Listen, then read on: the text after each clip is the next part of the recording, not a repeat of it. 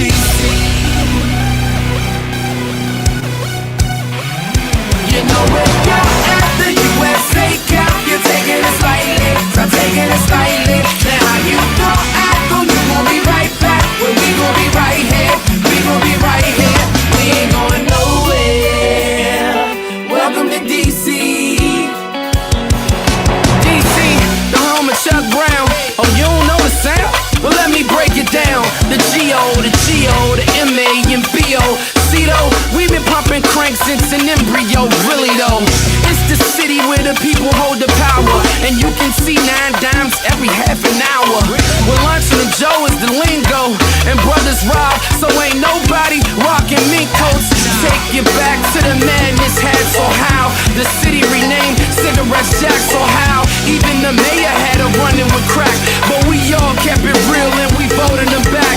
But we got no stars that spit on bars like BET wasn't birthed in our backyard. So our NEG, our essence in our backyard, and junkyard got us all going hard. You know we're out at the USA Cup. You're taking it slightly, I'm taking it slightly. Then how you gon' act, oh you gon' be right back. Well we gon' be right here, we gon' be right here. We ain't going nowhere. Welcome to DC. I'm from the city to district, I own up to it, but right now I got a real big bone to pick.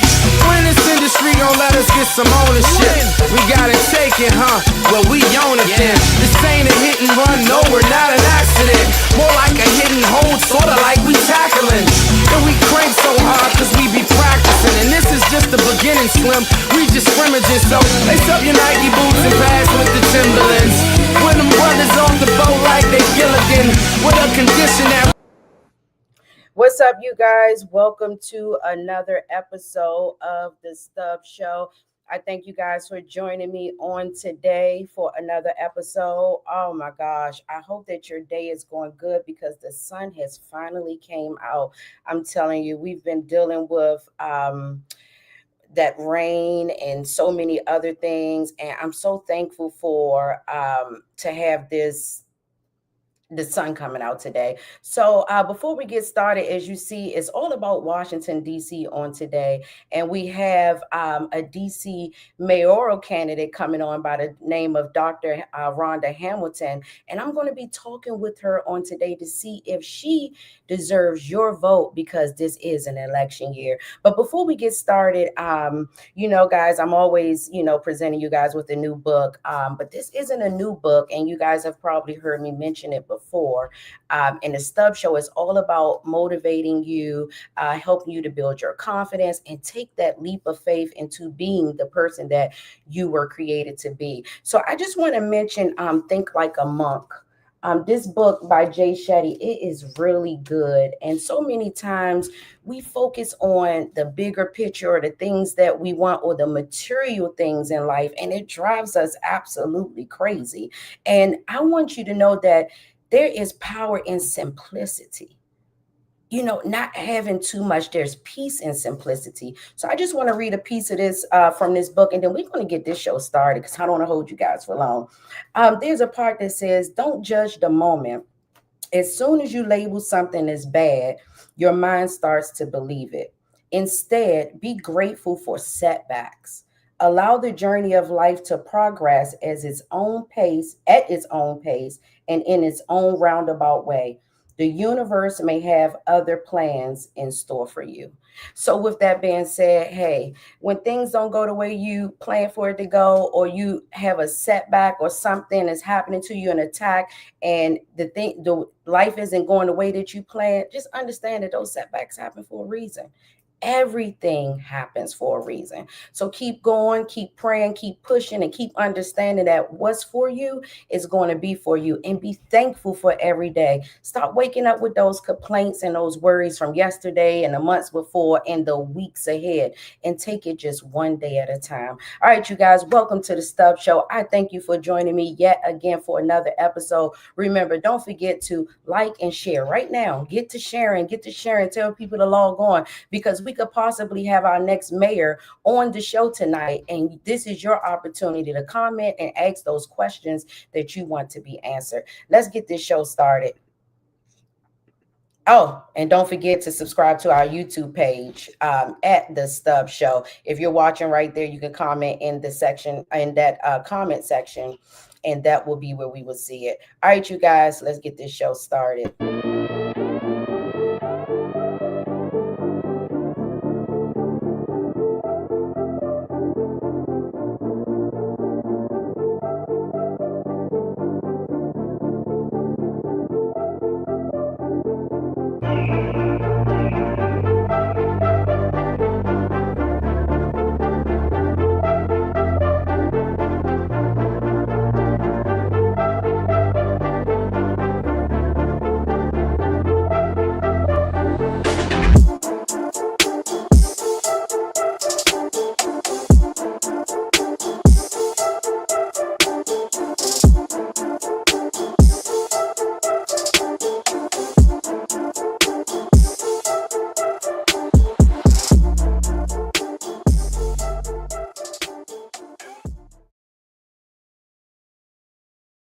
Hi, you guys. Welcome to the Stubbs Show yet again. Are you ready to get this show started? Because I am. Tonight, we are talking all about Washington, D.C. So I thank you guys for logging on from all over. But right now, we are focusing on the Washington, D.C. area where sometimes it seems like things are out of control. So on tonight's show, I'm going to be asking special questions for you guys who inboxed me some questions or commented on my Facebook page. I did pull some of your comments and I will be asking her some of those on tonight. But we're getting ready to get this show started, and we're going to kick it off with a couple of news clips from out of the Washington, D.C. area. And immediately after that, we're going to be introducing my guests. Here we go, you guys. Don't forget, comment, comment, comment. I need your comments.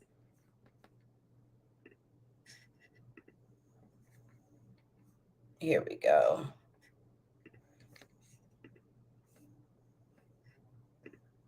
Investigation right now is focused on that violent robbery involving who they say are minors. They gathered as part of these teen takeovers that happen sometimes here at Navy Yard, sometimes on U Street. Right now, they do have two suspects in place. Let me show you the images that police want you to see right now. These are the two minors, again, who were involved in this robbery. It happened back on March 14th. The multiple suspects targeting two minors near 1st and M Street Southeast. Police say the group assaulted the victims, then took their clothes and a phone before running off. The victims were left with minor injuries. That same night, hundreds of teens flooded into a Navy Yard. At one point, there were numbers reaching about 200. Videos captured the chaos of the crowds running through the streets, yelling, disrupting the area. Morning, yes, in just a few hours here, students will be arriving here at H.D. Woodson High School for class. But police say just about 12 hours ago, this area was a crime scene of a shooting that left a teenage boy dead. Now, this happened around 5:15 yesterday evening. Police were called here to the 5300 block of Nanny Helen Burroughs Avenue, and they say that's where they found that teen victim who had been shot. Officers say that the victim was semi-conscious when law enforcement arrived, but was still breathing, though the boy later died from his injuries at the hospital. Now, this shooting marks the third young person killed by gun violence in the district in less than 10 days. Just learned one person is dead after a triple shooting in Southeast. Fox 5's Regina Urita joins us now live from police headquarters. Regina, what can you tell us? Yeah, well, D.C. police are still looking for the suspect or suspects involved in this deadly triple shooting that happened in Southeast tonight. Investigators say they're also looking for a dark-colored sedan connected to this shooting. It was last seen heading down Southern Avenue. But take a look on your screen. You're looking at the scene. Police lights flashing. Crime tape was stretched across an apartment complex as investigators work to gather evidence. This all happened around 6:30 p.m. in the 3500 block of 22nd Street Southeast. According to authorities, when officers arrived, they found three men suffering from gunshot wounds. We're being told one of the victims died at the scene. The other two were rushed to the hospital, one unconscious but breathing, the other conscious and breathing. While we were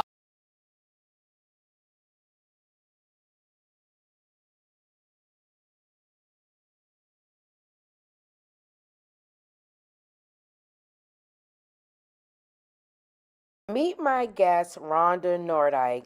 She is the Sorry, you guys, for that technical difficulty. that came up. We're not going to be welcoming that Rhonda to the stage for Washington, D.C. Not on tonight, we're not. But let's get ready to welcome my special guest. As you've seen, Washington, D.C. has a lot of crime happening, and our next mayor needs to focus on that. So let's introduce my special guest, Dr. Rhonda Hamilton, to the stage. Meet Dr. Rhonda L. Hamilton. Dr. Hamilton is a mental health advocate, community leader, entrepreneur, and former 2022 DC mayoral candidate. She is the founder and executive director of MI Mother's Keeper, a Washington, D.C. based nonprofit organization dedicated to helping families navigate mental health systems of care. Dr. Hamilton is the former broker and owner of Coldwell Banker's first African-American real estate franchise-owned brokerage in Prince George's County, Maryland, entitled Coldwell Banker Household Realty, and currently serves as president of Waterfront Insurance Network Independent Brokerage. With more than 20 years of experience in the financial industry, she has empowered communities through financial education, insurance services, outreach, and advocacy. Dr. Hamilton is a native of Ward 8 and continues to champion mental health awareness, trauma-informed care, and healthier outcomes for families across the District of Columbia and Maryland. Let's take a look at her speaking at one of her recent debates. Again, it's been a pleasure to be before you. I would tell you that with the over-policing and with the overdeveloping and the mass gentrification, we need a mayor that understands the core problem of our cities and that will stand 10 toes down. We are currently a divided city. You must be exhausted of the theater of politics. We show up, we sound so great. We've been serving, but things are still failing. We hold the power in our hands and we must utilize it. When we have more people on the sidelines that are not voting than those that have chosen to show up and vote in our local elections, we have responsibility. When government doesn't work properly, there is a consequence. I would tell you, as we organize folks to shut down the Frederick Douglass Bridge, as we organize town halls in the Marbury Plaza, understanding to force Mr. Brian Schwab and Mr. Mendelson to raise the living standards and the standards upon which businesses are operating in our city. When we watch these corporate and developer structures finance their candidate, we are in jeopardy of seeing the same politics play out. I'm a mental health advocate. I see crises every day. We must understand what's at stake. Our children are being exploited and they're looking to repeal our home rule. You need a mayor that, yes, will walk in the room with Mr. Donald Trump and help him to understand that DC's home rule will not be repealed because our citizens will stand together and make certain that they understand that this is our city. We have some grave problems ahead of us. Our systems are fragmented. There are relationships in our government that need to be removed. We do not need to restore leadership that has not satisfied their current occupations. They don't deserve a promotion. We need visionary leadership.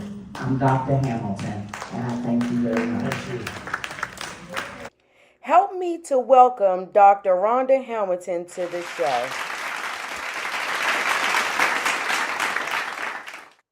Ooh, let's bring Dr. Hamilton on. How are you doing today? Welcome to the Stubbs Show. Hello, and thank you so very much for having me. Yeah, I'm telling you, you said a mouthful right there. You said we don't need to bring it back, huh? Not at all. We need Not to start at all. over and start new, right? That part. Yeah, that part. I think the people of DC are definitely ready for change and ready for someone new. I've been hearing a lot of complaints about our current administration. So it's time for a new, what did they say, a new captain to come and drive the ship. I'm telling Absolutely. you. Absolutely. Yes. So you ready to get this interview started? Let's go. Let's Thank get you it again in. so very much. Yes. So what inspired you to run for mayor of Washington, D.C., and why now? Well, I tell you, first and foremost, I am not a career politician, didn't have aspirations of being such. What I realized on the ground for the last decade as a mental health advocate, going in and out of some of the most troubled and underserved communities and households, is that we had a grave disconnect between our matters of governance and what the citizens actually were lacking, and several failed initiatives, whether we were protesting, rallying, holding town halls, sitting in on the oversight hearings, taking meetings with each of the council, as well as requesting for better outcomes from our mayor's office. We realized that the leadership in our town needed to step up, especially at a time when we're running a threat, when we're facing a threat of losing our home rule. Our current leadership just didn't seem to be getting it done. They don't seem to be getting it done.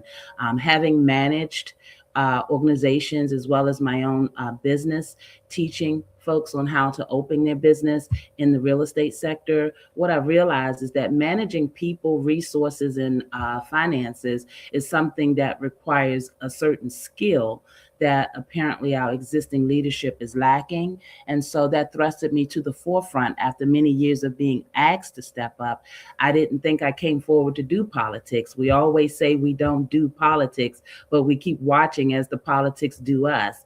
And now, such is a time where we're facing the threats to the removal of our ability to self-govern ourselves, we felt it necessary that there be a leader amongst us that came forward that could truly change the conversation, change the direction, and help to unite our communities around our fight to save our autonomy. And so that is what brought me to the forefront.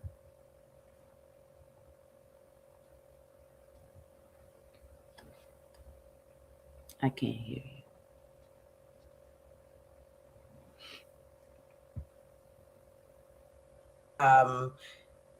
Previously before the show started, and some of the crime problems that we are having currently in the Washington D.C. area, our from teens takeovers to gun violence, and although there's a lot going on, what do you believe is the biggest issue facing D.C. residents today?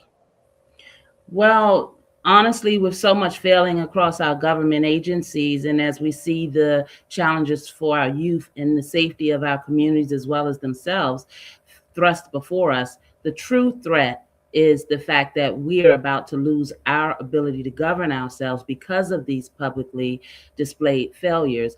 And the reality is that we must demonstrate that we can and run our government. One of the challenges that I have been calling out along with my fellow advocates is that we seem to be a city that has managed to use our resources in a reactionary standpoint, meaning something has to happen respond. And most folks know that run businesses that you spend more money chasing the problem as opposed to getting in front of it. And so I don't see where we've been a preventative city, whether we're talking housing, whether we're talking the challenges in our healthcare, especially east of the river, looking at our economic divide. We have an 81 times wealth gap that continues to get widened. We are facing the reality of still graduating our children in a two model setting, whether it's DC public school or the charter model. We still have not managed to advance our children on levels that would properly prepare them and move them off of the corners, keep them from loitering and committing acts of crime. And so I believe that we have been a city that has been reacting as opposed to financing true preventative measures.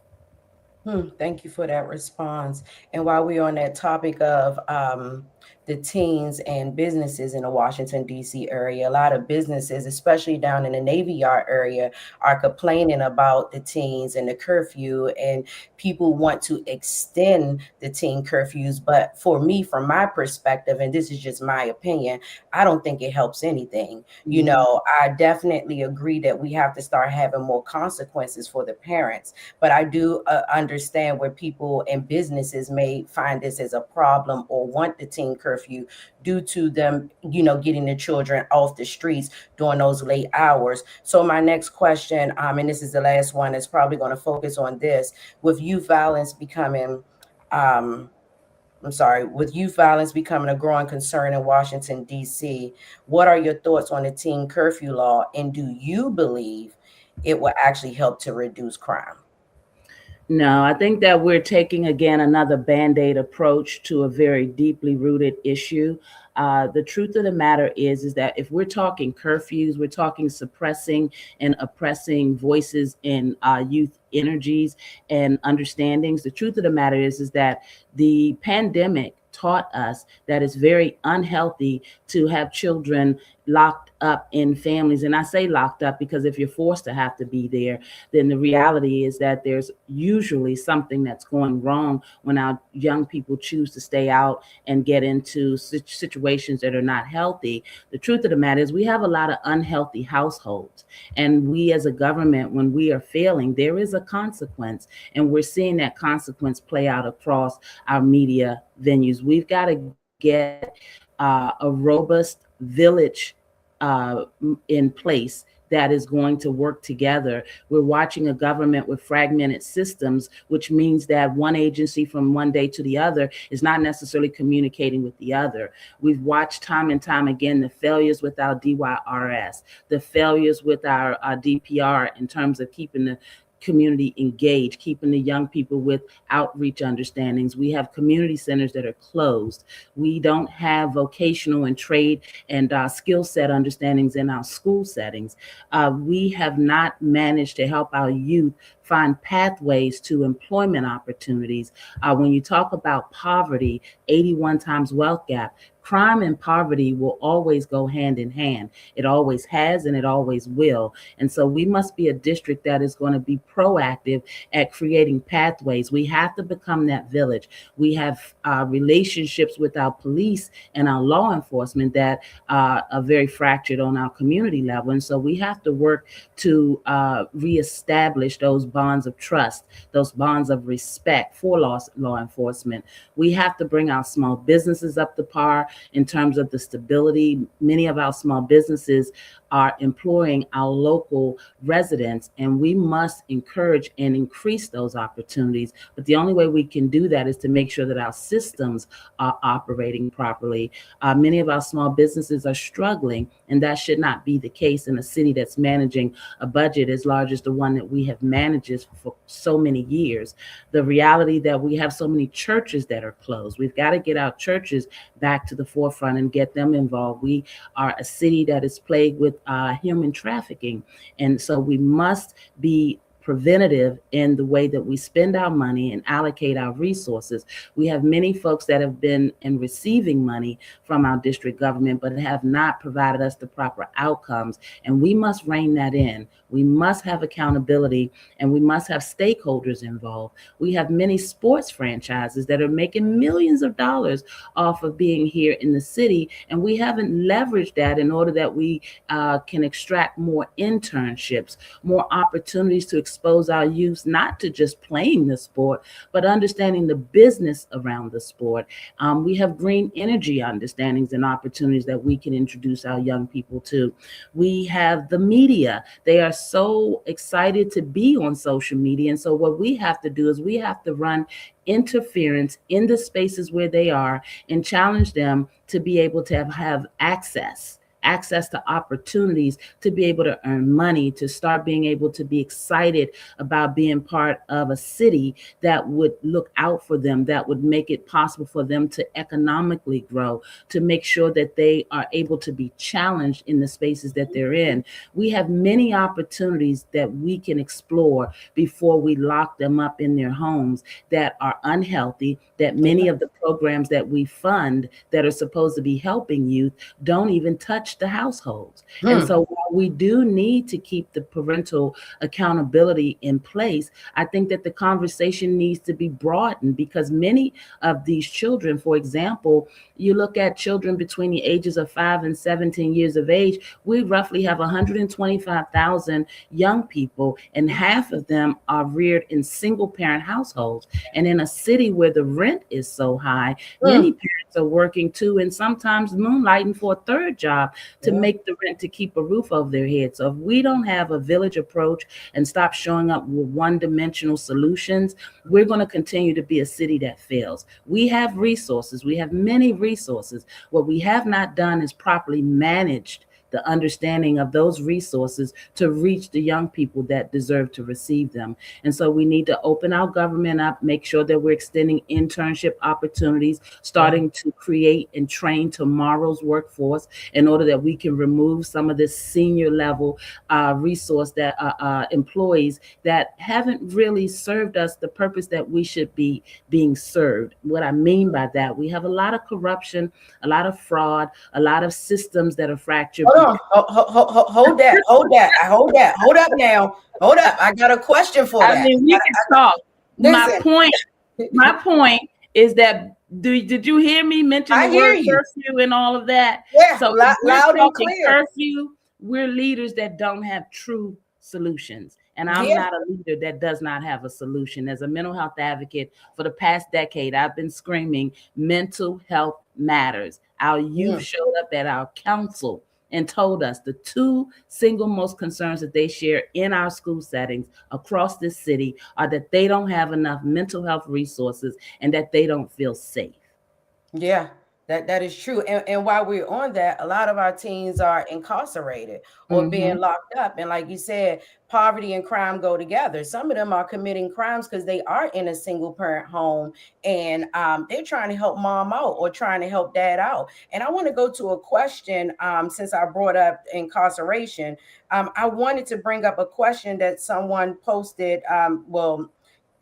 Introduced to me. Then we're going to take a break and we're going to go into the current administration because I hear you. I see you on fire tonight. You said, wait. You say, now wait a minute. Now this is an opportunity for me to let the community know where I stand and how I feel. And you're going to voice it and not be fearful to do so, because a lot of people don't want to say anything about our current administration or what's going on because they're like, oh, I just don't want to do that. But we ain't got no little mice up in here today. I'm telling you. Absolutely not. So Tamika Bruce, shout out to her. She's a returning citizen. She said, how do you plan to support returning citizens? And I know this is just because I got to, bring up the community and what their questions are. No, I appreciate that. And that's a very valid question. The truth of the matter is, I keep saying the truth of the matter is because all of it is the truth of the matter. All right. But our returned citizens deserve that we have proper avenues to house them. They need to be able to be properly integrated back into our economy by having opportunity and access. And a lot of times the stigma around having been incarcerated generally follows them. And it shouldn't, because once they pay their debt to society, we must be a society that will fairly open up and provide opportunity so that we can prevent the recidivism rate. Well, I am not a leader that just talks about it. My campaign manager, which I received quite a bit of pushback for, is actually a returned citizen. And I saw an opportunity to be able to express why many of our valuable resources are citizens that are returning from having paid their debt to society. And so I want to be a leader. I intend to be a leader that will help to put them stably in place so that they can help us in our community settings as well as in our economy. We must remove the stigma that follows our returned citizens and make sure that they can integrate into society in a way that they can be respected and help us with many of the challenges that we're facing. So I am a leader that leads by example. I like that. And shout out once again to Tamika Bruce. She's out in the community doing a lot for returning citizens. And I had to make sure I get her question in. You guys, we're getting ready to take a quick break here on the Stubbs Show with my special guest, DC mayoral candidate, Dr. Rhonda Hamilton. Remember, you guys, you can check out our website. I'm going to put it at the bottom of the screen right here for you to check it out or connect with her.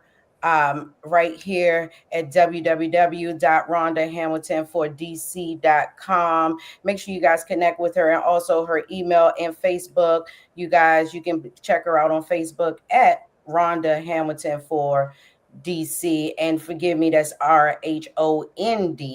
We have a typo on that. We'll get that put up. But you guys, she has some events coming up soon, how you can support her if you want to support her campaign. But we're getting ready to take a quick break here on the Stubbs Show. Remember, like, share, and comment. Your comments, we can put them up on the screen, and we will ask them to Dr. Hamilton, hopefully if we have enough time before she leaves. But when we come back, we're going to get into affordable housing, since she keeps bringing it up. And I know you guys definitely want to hear her opinion and agenda on that, because it is very expensive to live in the Washington, D.C. area. But you are logged on to the Stubbs Show. I'm not sure which platform, but I thank you guys for watching. We get ready to take a quick break, and then we will be right back here on the Stubbs Show. Thank you. Hello, this is Angel Y, owner of Home Helpers of Waldorf, Maryland. Are you in the Southern Maryland region and in need of non-medical in-home care? Well, maybe we can assist you. Some of the services that we provide are assisting with bathing, medication reminders, companion care, and so much more. Check out our website to see all the wonderful ways that we can assist you at www.homehelpershomecareofwaldorfmaryland.com. We also are providers for our veterans. I look forward to hearing from you. Is it time to get your fluffy, scruffy pet's hair done? Look no further. Pooch Styles Pet Grooming, in operation for 14 years in the Forestville, Maryland area, is ready to serve you. Give us a call at 301-456-7081. 301-456-7081. We're looking forward to servicing you and your furry loved one.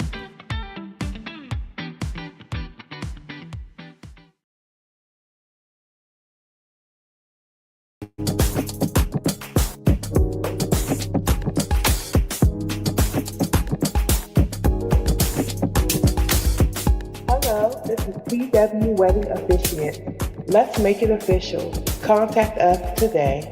Today. Contact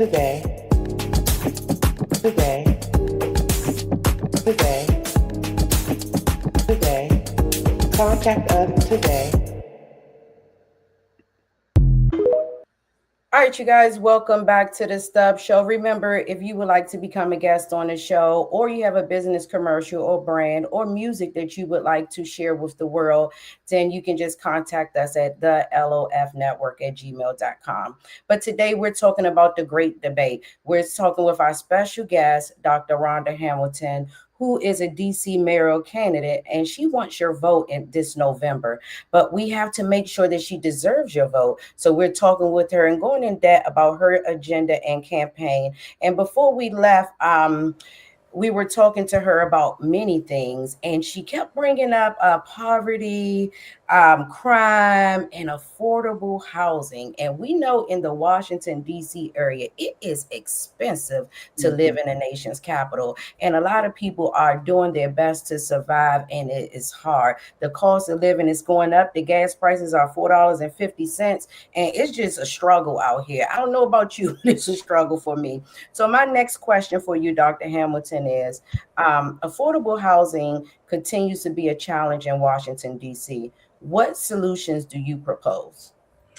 Well, we have to have a multi-pronged approach. Initially, we are going to need to take a look at our rents and make sure that we're capping and providing proper subsidies so that families are not pushed out. We have to make sure that economically that we're keeping our families working, because we can't currently have the highest unemployment rate. And so we don't want families to continue to have to line up for resources to be able to stay in their home, if in fact we can get in front of that and make sure that they're able to work and pay their rents. The other thing is that we watch where we've thrown this word affordable around. The mayor, our current mayor, promised that she would deliver 36,000 housing units to our marketplace in over a period of time, and she has met that promise. However, at the same token, during the same time period, we lost 40,000 citizens. And so when we see this rapid gentrification, we have to make sure that we're providing for the citizens that need the service. So affordable means that we're properly placing citizens in housing that they can afford and that they will be happy to be able to pay to stay. We have over a 2-decade waiting list for folks waiting to find affordable housing options while we have so much vacantly owned real estate sitting. And I have it on good authority that in our public housing sector, we have almost 50% of those units sitting vacant because they're plagued with mold and because we've had a mismanagement of the monies. We've watched our monies go out of the back door. So as taxpayers, it's very important during election season that we understand that the reason why affordability is a challenge for many of us, obviously our president and the decisions that he's making have contributed to that, but we must hold our local government accountable because many of our resources are funded through our tax dollars and we're still not getting the outcomes that we deserve. For example, when we open up our utility bills, we're looking at all of these ancillary costs that have been added, all these abbreviated reasons to tack on more costs, and we have elected leaders that have served on committees that are supposed to cap these costs, provide oversight, make sure we have regulatory oversight to make sure that that cost is not passing on to us as the citizens. And so when many of us get turned off with politics and we don't show up to vote, we're simply essentially giving them a green light to pass these costs on to us in our everyday living.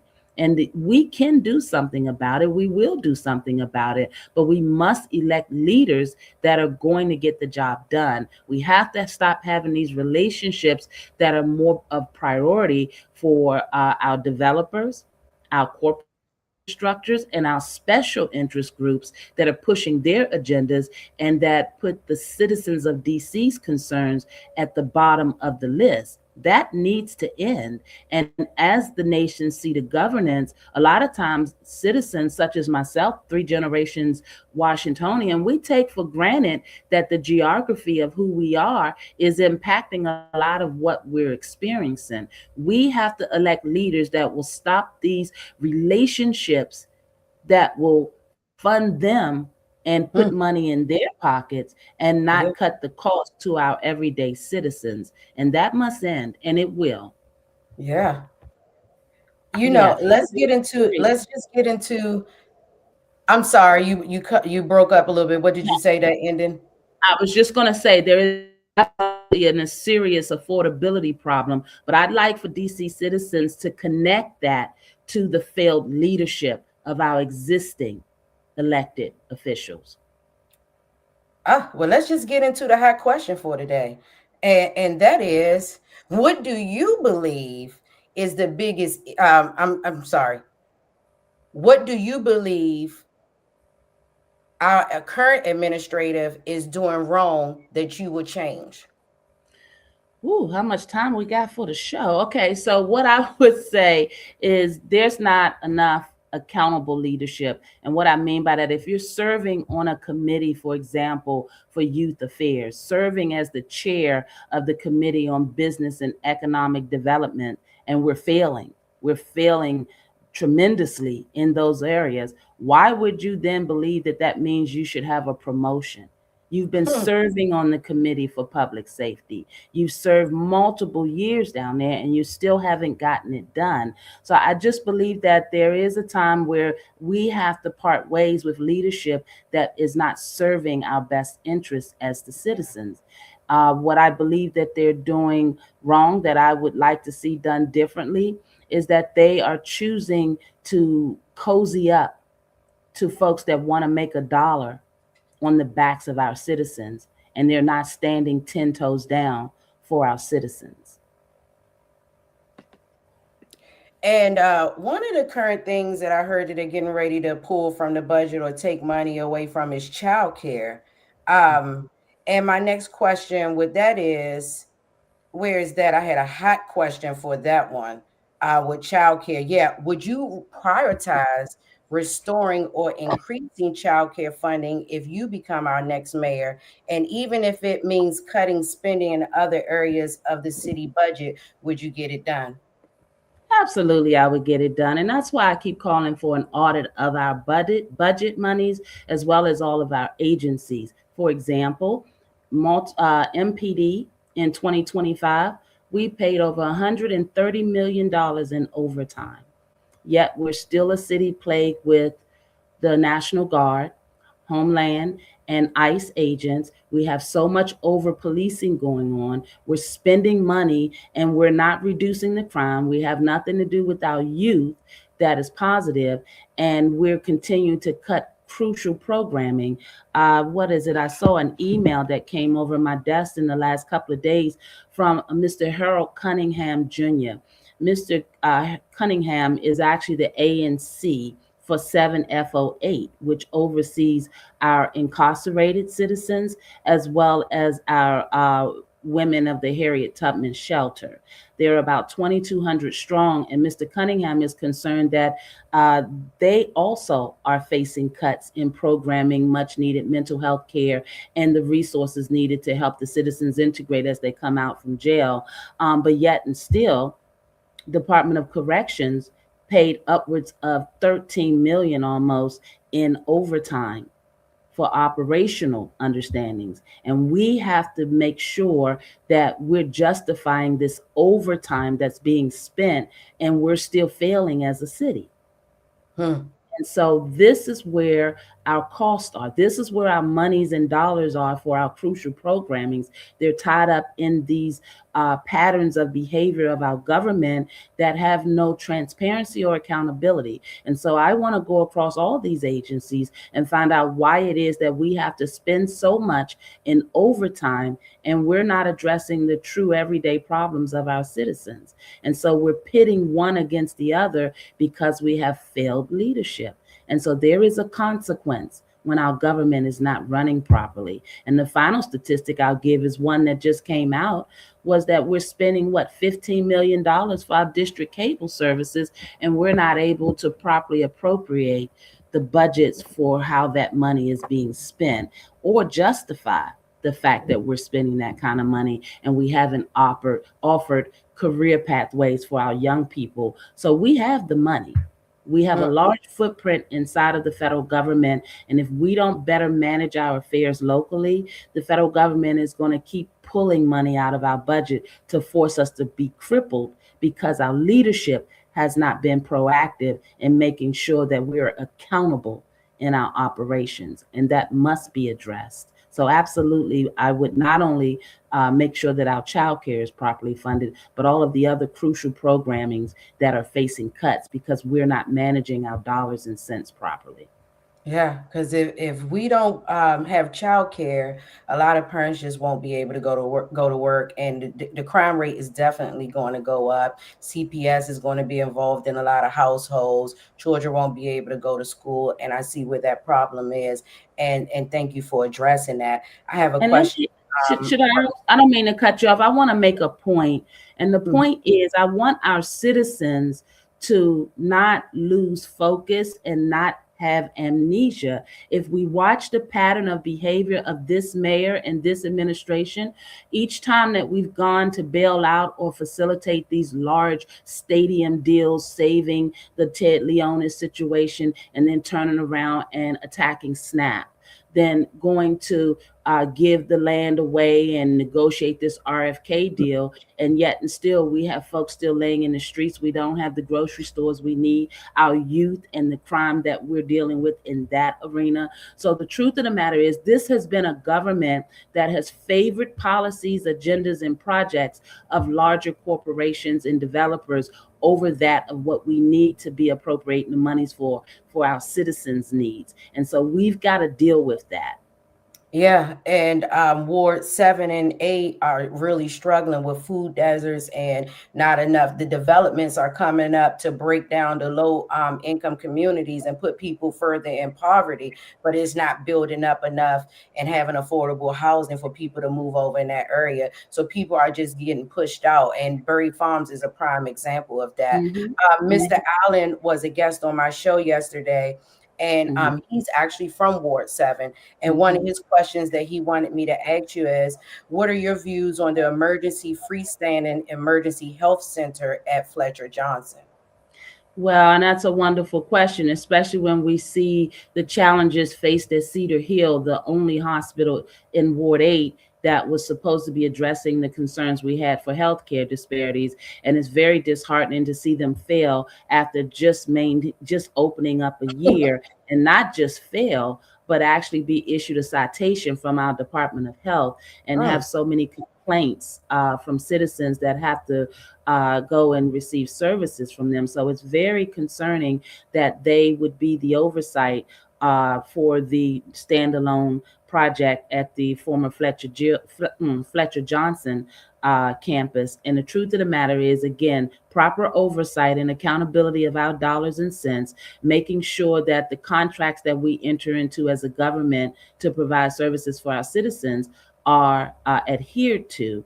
And so we're going to have to be a government that's going to have to step in and hold our legislative branch, which would be our council members, accountable for providing the necessary oversight. We've got to bring them in and have a hearing to understand A, B, C, and D and hold them to that. And it is going to be concerning. It should be concerning when that very entity, or I should say those entities, both GW and UHS, who's managing the project, are already failing with a Ward 8 hospital that hasn't been opened a year. So the construction delays, as well as the understanding of making sure that our funding is properly appropriated in that Fletcher Johnson project so we can bring it to existence. I know that it was supposed to be completed, projected to be completed at the end of 28 and opening in 2029. And so one of the first things I'll be looking at when I take office is to understand what is the holdup specifically, find out where the loopholes in our funding oversights are, and make sure that we're holding them accountable. And moving forward, we should not be a district government that's awarding contracts to entities that don't have the means to be able to see it through. And that is something that we're going to have to look a little closer at, these relationships and understanding how people are getting these contracts and making sure it's in the best interest of our citizens. But that standalone is very much needed.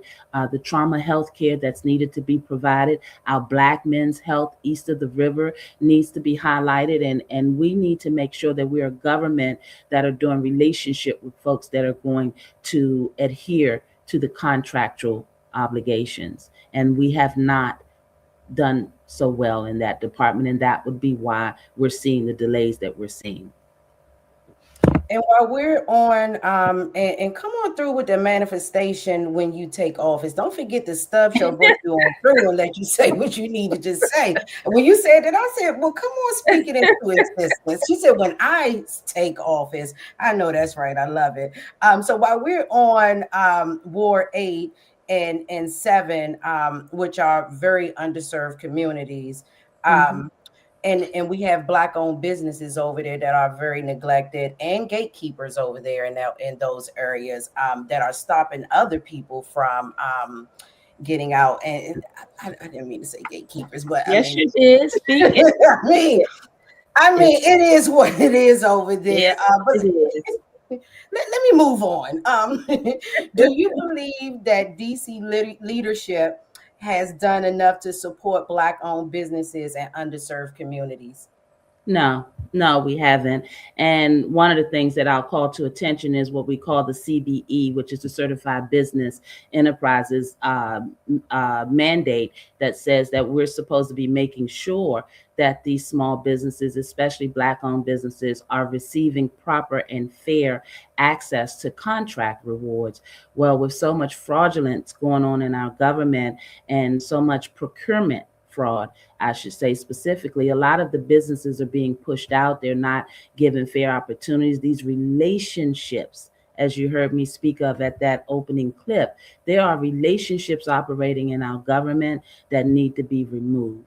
And that is what's, I believe, hindering our ability to properly provide our small businesses what they need. And what's so silly about that is the fact that, as I mentioned before, our small businesses have been responsible for employing up to half, 50% of our working force locally. And so it is imperative that we make sure and make certain that our small businesses have opportunities that they are not currently getting. And when you try to get the transparency or provide oversight, we have, as you mentioned, there are barriers in place, gatekeepers in place, people that have positioned themselves in our government so that they can make a profit. And we're going to have to deal with that. And one of the things that I intend to do right out the gate is to strengthen our whistleblower laws, because I have so many employees that want to speak out, and they're running the risk of being retaliated against and threatened with their employment. And so what we have to do is make sure that those voices are not oppressed and not suppressed, in order that we can clean our government up. And that's what I came forward to be a part of, the great cleanup. Throw out the trash. Just go ahead and dump it right on out. Just get rid of the trash. Just bag it up and throw it out. Oh my gosh, this has been great. This is good. This is good. We getting ready to take another quick break, you guys, and then we're going to come back and find out what actually sets Dr. Hamilton apart from the other candidates that are currently running. And I know, listen, I had to do this interview with her because as I'm watching the other debates on the news, and I won't say no news station names, but as I was watching, I was like, well, how come they don't have her on there? Or how come she can't give her opinion? And you know what it is. Sometimes people just want to shut you up. They want to have the people that can say what the gatekeepers or the people that want this, the puppeteers are telling them to say. And I'm not calling out anyone's name, so don't nobody inbox me and say, did you call me a puppet? No, I did not. I said what I said, and I just said in general what general, yeah. From my grandmother said, if the shoe fits, you might have to wear it, right? Right, you know, if it's not your size, just don't cramp your feet in it. You know, you don't want to have those messed up toes. I know I don't. But you guys, we getting ready to take a break here on the Stubbs Show and come back with my special guest and just get more into what sets her apart. And then we're going to get ready to end the show on today. Remember, right now is your time to put your comments or your questions in. And if you can't do it right now and you're going to be watching this interview on playback, you can keep the conversation going in the comment section. So, but I would like you to put them on now if you want to get her live response in real time. But if not, hopefully she'll come back and visit the comment section to see what you guys have to say. So we'll be right back here on the Stubbs Show. I thank you guys for watching.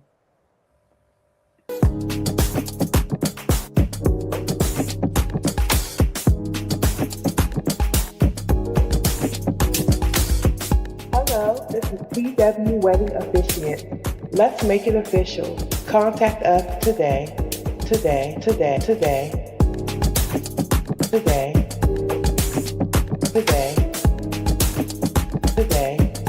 Contact us today.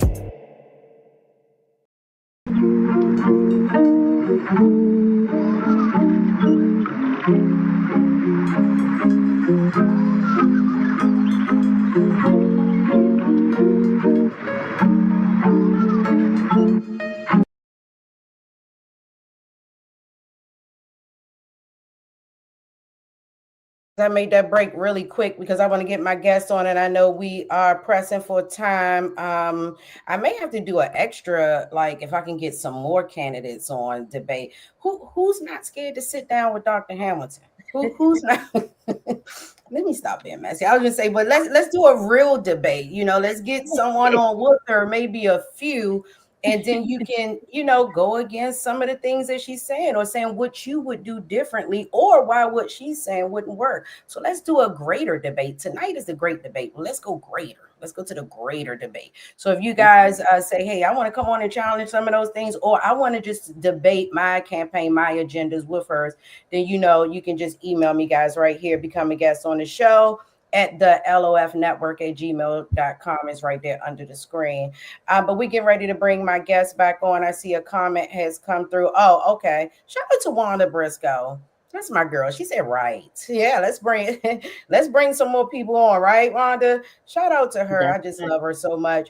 But let's get into my next question for you on tonight, and that is,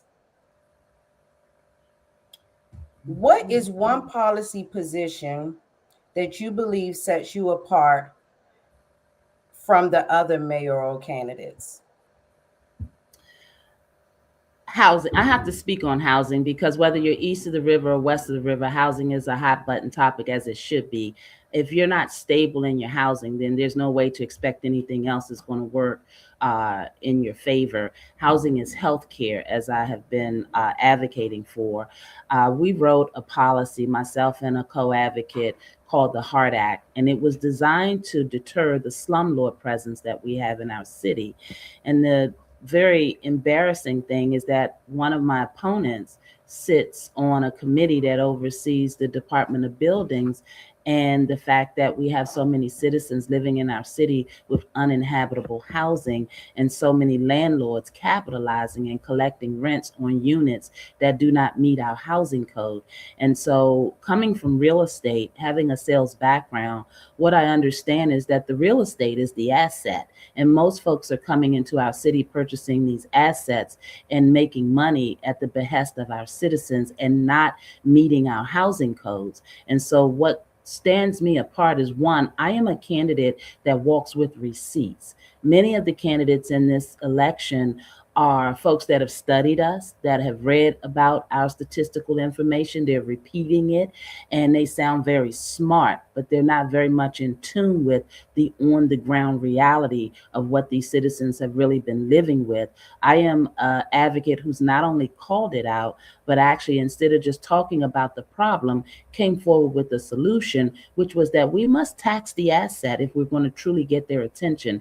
This is a capitalist society, and we tend to be emotional when things aren't working for us, but we've got to be able to get their attention in their pocketbooks. And with so many of our elected officials in bed with these folks, it's hard for those to expect those that we've elected to do what they have been elected to do, because it's in their best interest to maintain these relationships. They help fund these campaigns with all this hot air and talking all these things about what they're going to do when they've been down there the whole time and they have not done it. They suspiciously find their way when they want your vote. And it's time for us to shut that down. And so I am a candidate that I believe stands out because I don't just talk the talk. I've walked the walk. And I actually am a part of a solutions based understanding. Mental health is real. The problems facing our city are real. The affordability has many families going through all types of mental diminishment because having to worry about where you're going to live, how you're going to pay your bills, and the reality that if you have a child that's out of control, feeling and taking comfort in the fact that you have a government that's going to help you to figure out proper solutions. And so rather than pit our citizens against one another, I come forward with solutions, understanding, and with a mental health professionalism that's going to help us get to the root cause of why we continue to fail so many in our city. My opponents cannot say that. I love that you do have that background in housing. You know how to help someone save their home. You know how to talk to the bank. You know what the bank's expectations are. So to be able to talk about affordable housing, or, the rent calls and slumlords and things of that such, a lot about it. And then also having an understanding about mental health. I hear you bring that up a lot, and understanding that a lot of people just haven't been diagnosed or understand that it's the issues that they're going through in life that is diminishing their mental health. So I thank you for bringing that up consistently throughout this interview, because that is the one of the biggest problems that I think that DC is facing, is that we have a mental health issue, and there's many issues that's coming up to form that mental health diagnosis. So we don't focus on people's mental health and the things that's causing it, we're going to see more crime, and we're going to see more problems. So I thank you for bringing that up and also being a guest on the show. And with your transparency, I can't let you go from the show without asking you this last question. And I look forward to hopefully bringing you back. I hope that someone sees this interview, one of the other candidates sees this interview and say, "Oh, who she thinks she challenging? I'll come on, with her." Absolutely. And I think we have another candidate that we may be bringing on next week, but I want to bring you guys on together at some point so that we can really have a debate and see how you guys feel, and bring in all the questions from all the wards, because you will be the mayor of DC. So the Stubbs Show is all about sharing the story behind the glory, and there's always a reason for everything. So my last question for you on today is, since the Stubbs Show focuses on the story behind the glory, what personal life experiences have prepared you for this moment in leadership? Wow. I would say I am the daughter, a proud daughter of a military veteran who's no longer with us. We buried him at 51. He came back from his service in the military with a drug addiction. And so having that firsthand understanding of being a young person who doesn't understand when there are challenges in the household that surface around drug usage and abuse, the reality that mental health is real, the reality that if there had not been a village that was in place for me, what would I be today? The truth of the matter is, I believe my personal story, my personal story of pride of being a Washingtonian, having a big mama, having neighbors, having a community that rallied around to make sure I got my education, to make sure that I left DC with the skills to go out in the world and to be able to help others and pay it forward. I believe my personal story, my personal experience is what has prepared me for this moment, because right now, Washingtonians across the 8 wards are frustrated. And whether you're a native or whether or not you've migrated here, as I always say, this city is uniquely ours in the sense that we're the only ones facing the threat of losing it. And that would just be very horrible for many families who have only known Washington, D.C.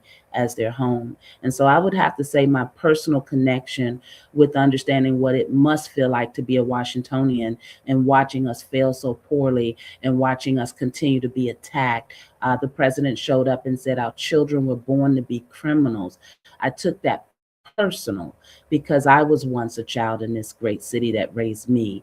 And it's important that we don't lose who we are as we continue to be attacked. And so I believe that my personal experience of what a Washingtonian is sets me apart. Although many of my opponents are Washingtonians, the reality of walking east of the river, living in situations, helping families that are living in situations, and realizing that together we're going to come out of this.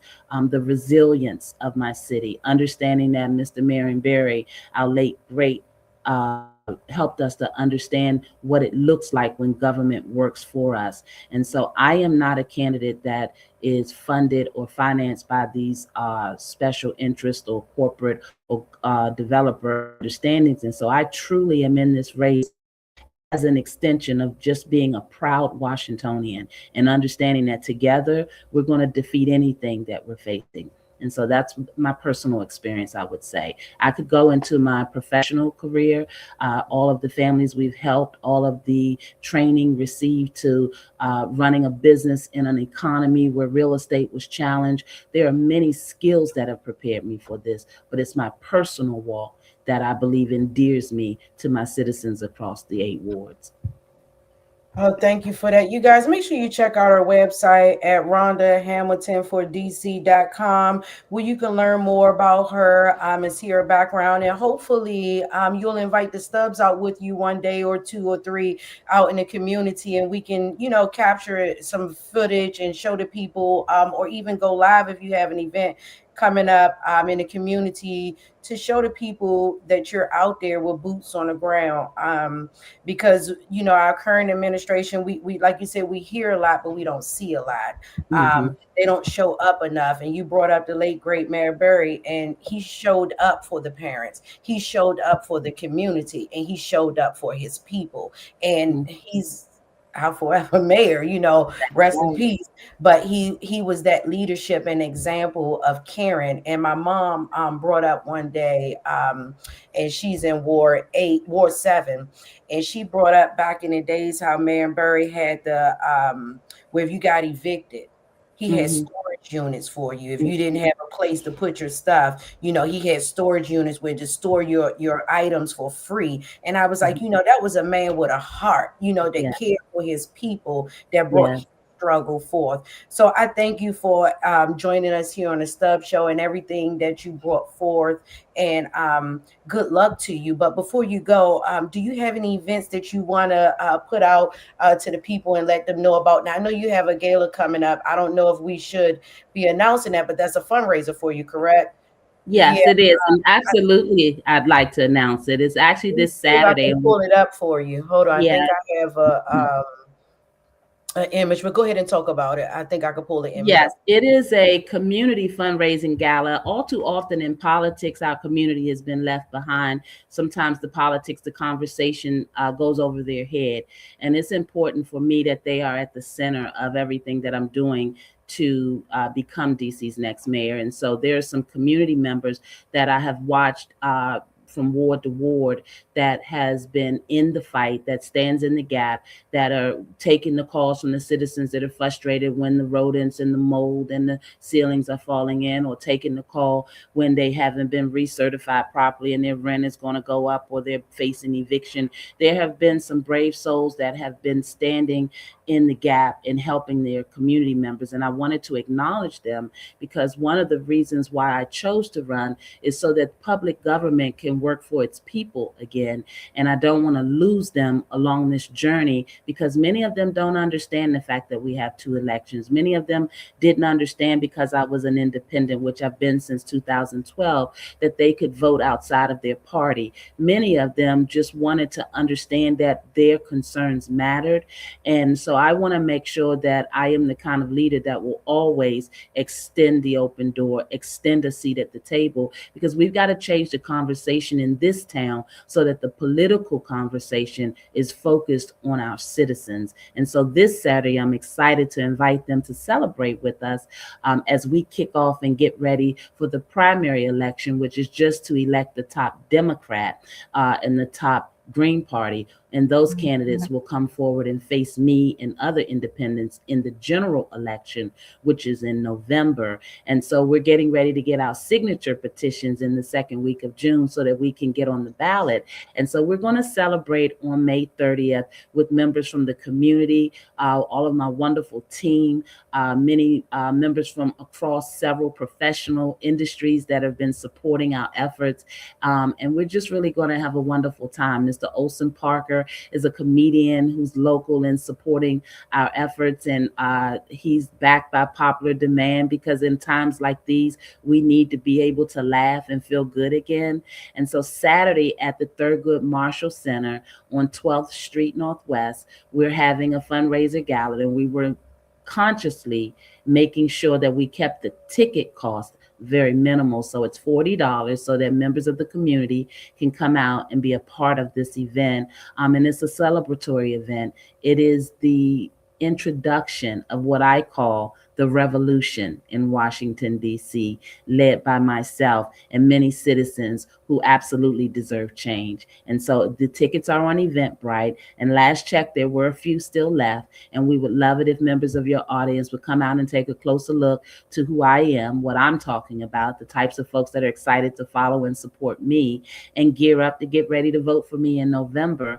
The other thing, I will be unveiling my very comprehensive youth advancement agenda, which I believe many people want to understand beyond these curfews. We have options and we don't have to operate in such a one-dimensional understanding. And so I'm excited on Saturday to be talking a little more about that. So we're going to feed you, we're going to dance, we're going to fellowship, we're going to laugh. Brittany Hunter is a recording artist. There was a song written for this very historic journey of mine. And so they're going to be singing that. And so, yeah, we're looking forward to it. So definitely get tickets on Eventbrite. Get them before they sell out, because they have been very much selling quickly, and I'm excited about that. But people want change and they want to understand what's going on. And the challenge for me has been that my race is in November. And so I didn't want to let too much go too soon, because I didn't come forward to help my opponents. I came forward to remove them. And so I wanted to watch them dig these holes for themselves, run the same type of politics, and expect that the citizens will continue to accept that. And so I am pleasantly surprised at how many folks are finding their way to the Hamilton camp, and we have room at the table. I know that's right. I love it. I love it. Well, I thank you for joining us here on the Stubbs Show. Hopefully I can make it out on this Saturday. Maybe even go live from the event and do some interviews and introduce some of those community heroes, the real heroes. Yes. Stubbs Show, and just highlight them more. But I thank you for joining us here yet again on the Stubbs Show, and I hope that you have a blessed evening, and I look forward to bringing you back for another debate, and good luck on making it to become the next mayor. Let's see what the other people got to say, but right now you are on fire and you said a lot of great things that would be good for our DC residents. So I thank you, and you continue to have a great day, and we will connect soon. Hopefully I'll see you Saturday. Okay, and I just have to give props to the Newsom Award Show. They're going to be hosting the awards in our honor of our citizens, and he's world renowned. And I'd be remiss if I didn't mention Dr. Frederick Ware Newsom and thank him for coming out to make this historic event even more greater. So thank you so much. Will he be there Saturday? He will be there Saturday, and he is a former Baltimore mayor candidate, so he very much understands politics and understands the importance of making sure our citizens are acknowledged. And he'll be helping me to award over 20 community members across 6 of our wards. Great. So I will bring the camera and the microphone, you guys. Hopefully I will be able to go live from the event, if you don't mind if I went live. No, I don't mind. Please come out. Yes. Yeah, so we will go live from the Stubbs Show. So that's an event you can see on this Saturday. But I thank you for joining. We're getting ready to end the show, and you have a blessed evening. You as well. Thank you so much, and God bless your audience. It was an honor. It was an honor. Oh, you guys, make sure you check out this event this weekend. I'm going to try to make it out. I'm going to be there this weekend, so you guys can catch the event live on the Stubbs Show on Facebook, and that's at the Stubbs Show. Remember, you guys, don't forget to check out more information about Dr. Hamilton by visiting her website at www.rhondahamiltonfordc.com, where you can learn more, see everything that you need to see. Also, connect with her on Facebook at Rhonda Hamilton for DC, and also Rhonda for Mayor at gmail.com is her email. Listen, to all my buddies, my podcast and talk show buddies, bring her on. Bring her on your show. Ask the questions that you think I didn't ask, and the questions that you want to get answered. For all my I know I have some pages on here for the returning citizens. I couldn't focus on that more in detail, but you can invite her out to the show. So there's her email address right there at the bottom of the screen, Rhonda for DC, and that's her event that we have up on this screen for this weekend. You guys show her some support. It's a fun fundraiser. So show up and show some support. I thank you guys for joining me here for another segment on the Stubbs Show. We are getting ready to end this show, but before I do, remember, don't forget to like and subscribe at the Stubbs Show on YouTube and also on Facebook. And if you would like to become a guest on the show, I'm looking for guests for July, the end of June, July, and August. So pile them in on me, you guys. And if you sent me an email already, give me a moment. We will definitely get to you, but you can email us at thelofnetwork@gmail.com. Let's get ready for our ending music for today.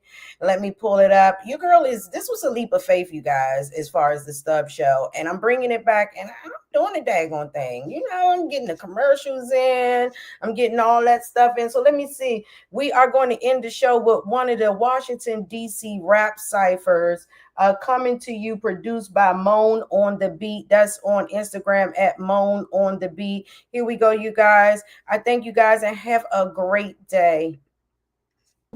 Raised off government assistance, poverty-struck neighborhoods, mothers killed in the alleys, fathers murdered in these streets, sons killing in our daughters. Oh Lord, I take to my knees, bow my head and ask God, please. Amazingly, my perception is leading. I am DC. Yeah, I'm from the yard where a nigga might murder ya. Boy, you a foreigner, I ain't never heard of ya. I'm DC, you can ask Big G. I used to go out and beat my feet to TCB. Glizzy be my name, I'm the hottest in the town. Glizzy be my gang, yeah, Glizzy be my rounds. I used to wear that Hugo, got rocks all in my D-sauce. I'm trapping, trying to get like Ray. You know just where to find me when I'm in the city. Uptown nigga, just like Tricky Rick. I stay live like the summertime up to 40. I know some hitters round there too, but that's another story. When I'm yelling first to the knife, you know that's KBY. I scream out double O, you know that's 35. I might as well keep it real since I'm representing. I got some youngers pistol gripping on both sides of Clifton. I get love back from 9th Street to KDP. Uptown, run the town, ass CBE. Man, salute a real shooter when you see a G. I'm just being me, got me from the CUT. Oh Lord. Little nigga, but I'm big hearted. DC, where it all started. Long nights being outside, got big love for that south side. A lot of dirt get done here. If you don't like us, don't come here. Riding around trying to get money. You don't want it, you a big dummy. Steady scream for the real niggas, ain't never told, ain't never been. DC just living life, not too far from the president. Couple homies did jail time, they let them off for no evidence. Legal weed in my residence, hot niggas irrelevant. I'm from the jungle where them young niggas that eat you for dinner. Careful how you move here, let me teach you beginners. It's gonna be niggas in helis that greet you when you enter. Standing right in front of Delhi, on the block like a sinner. Southside, master side, in the city of crub.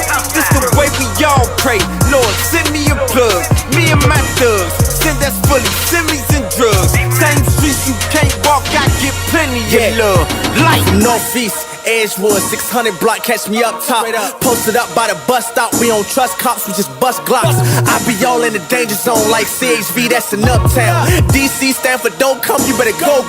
Chuck Brown, free Lolo and Dust Bowl. Rest in peace of pork and bando. She get lit just like a candle. Jumbo got it top just like Rambo.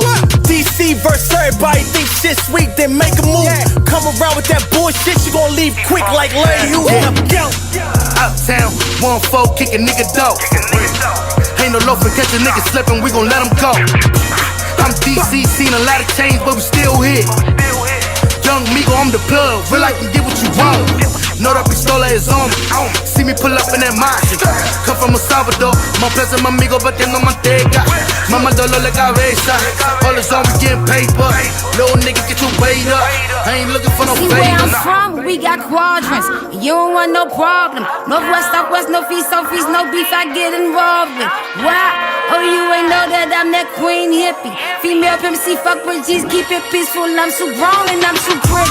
You hear me? My whole city fucking with me. Ain't no crab in the bird from DCVA to Maryland. Rock with diamonds and pearls. I speak life into my city.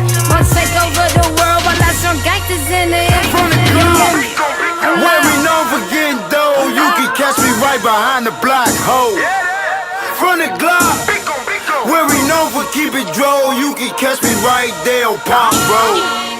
I'm a dog, I don't take no time off. Nigga play, he catch two like a fucking John Wall. CBE, Triple E, Big Mob taking off. Unity is the key. See them haters dying off, and I'm telling rising y'all shooting for right or wrong. Headshot, he gon' need more than Tylenol. Farewell, side, nah, spin the venom riding off. Fuck the blow, big goon, hot, I'm a fucking Molotov.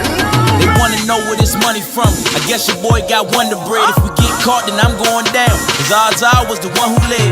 Usually I'm just a cool nigga, making sure everything all copacetic. But lately I've been like, fuck movies, I don't give a shit if Simon said it. Southeast, DC, Oi boy.